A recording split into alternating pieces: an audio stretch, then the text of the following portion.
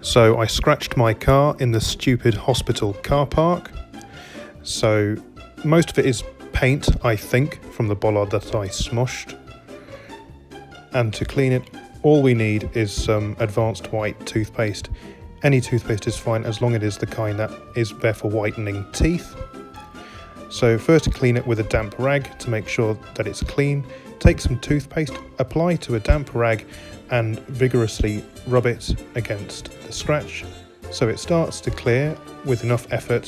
Has to be rubbed vigorously for a reasonable length of time. Do not use too much toothpaste as it can be abrasive. And if your arm gets tired, get your wife to do some of it too. And as you can see, it's fully cleaned the scratch after no more than half an hour of scrubbing with toothpaste. And so that is how you can clear a scratch from a car using nothing but toothpaste and a damp rag.